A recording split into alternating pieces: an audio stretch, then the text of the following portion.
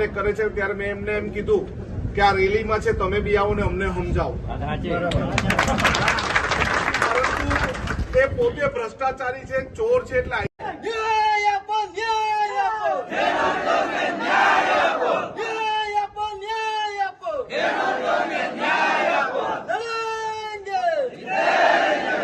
અમે પ્રતિક ધરણાના સ્વરૂપે આંદોલન કરીશું, ગાંધી ચિંતા માર્ગે આંદોલન કરીશું, પરંતુ એ આંદોલન કરવાની ખૂબ જરૂર છે। આપણા વડીલ આપણા હર હંમેશ શોષણ કરવાના। થોડીક 5 મિનિટ લઈશ, પણ આ સરકારની કામગીરી એ લોકોએ ભ્રમણસાઈ કરીને ખેડૂતો એટલે ઘોડા એમણે એ પાઇપલાઇન ત્યાંથી પસાર થવાની। આજે લગભગ 2015 ની વાત છે।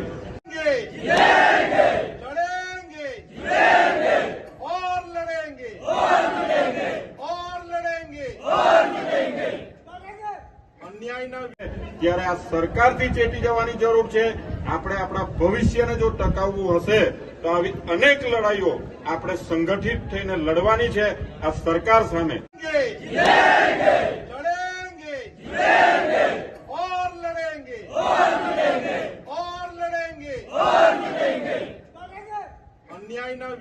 એ જ લડાઈ તમારે પણ અંત સુધી લડી લેવાની તૈયારી રાખવી પડશે।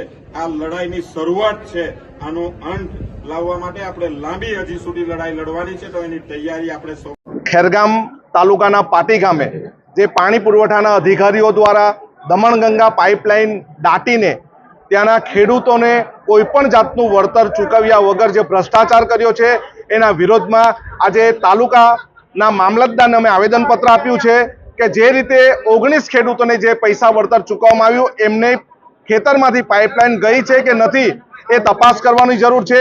જ્યારે 80 ખેડૂતોને હજુ સુધી પણ કોઈ પણ જાતનું વળતર આપવામાં નથી આવ્યું, અને જ્યારે અહીંના ખેડૂતો પાણી પુરવઠા અધિકારીને મળ્યા ત્યારે એમ કીધું હવે પછી તમે ફોર્મ ભરો, પરંતુ છેલ્લા 1.5 મહિનાથી અહીંના ખેડૂતો વારંવાર પાણી પુરવઠા અધિકારીઓને અને તાલુકાના મામલતદારશ્રીને મળે છે, છતાં પણ એમને ન્યાય ન મળવાને કારણે આજે આવેદનપત્ર આપ્યું છે। અને અમે સ્પષ્ટ શબ્દમાં કીધું છે, જો અન્યાયના વિરોધમાં અમે ન્યાય મેળવવા માટે આવેદનપત્ર આપીએ છીએ, ત્યારે જો અમને ન્યાય નહીં મળશે તો આવનારા દિવસમાં મામલતદારની કચેરીમાં બેસીને અમે પ્રતિક ધરણા કરીશું।